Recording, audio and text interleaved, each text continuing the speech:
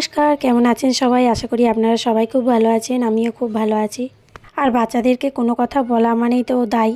সে তো সেই ঘুরিয়ে ফিরিয়ে আপনাকেই কখন বলে বসবে। বলেছি যে মা বাইরের খাবার খাওয়া একদমই ভালো না। তো সেই নিয়ে অজুহাতে আমাকে প্রতিদিন কিছু না কিছু নতুন বানিয়ে দিতেই হবে। একই রকম চিকেন খেয়ে খেয়ে বোর হয়ে গেছি, তো চিকেনটাকে একটু অন্যরকমভাবে বানিয়ে দাও। তো তার জন্য এই কাটাকাটনি শুরু করে দিয়েছি। তো চলুন, আগে চিকেনটাকে আমি ম্যারিনেট করে রেখেছিলাম, তো তেলে আগে একটু ভালো করে ভেজে নেবো। আর পেঁয়াজটাকে আগেই ভেজে ভালো করে তুলে নিয়েছি।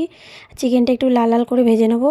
তারপরে একটা বাটিতে জল দিয়ে ধনে গুঁড়ো, জিরে গুঁড়ো, কাশ্মীরি পাউডার একসঙ্গে গুলে নিয়েছি। এবার এটা দিয়ে দিলাম। আর আগে থেকে পেঁয়াজটাকে ভেজে তুলে রেখেছিলাম, সেটাকে আমি পেস্ট করে নিয়ে এর মধ্যে দিয়ে দেবো। এবার একটু ভালোভাবে কষবো ঢাকা দিয়ে দিয়ে, যাতে যতক্ষণ না তেলটা ছেড়ে যাচ্ছে চিকেন থেকে।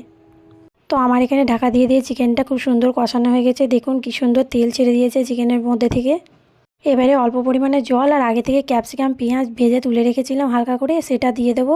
দিয়ে ঢাকা দিয়ে কিছুক্ষণ ফুটিয়ে নেবো। তো এখানে আমার চিকেন হয়ে গেছে, সার্ভ করে দিয়েছি। তার চিকেনের সাথে আমি বানিয়েছিলাম হচ্ছে নান পরোটা। এটা আমি আগে থেকেই বানিয়ে নিয়েছিলাম। তো আজকে রাতের খাবারে নান পরোটা আর চিকেন আমার রেডি।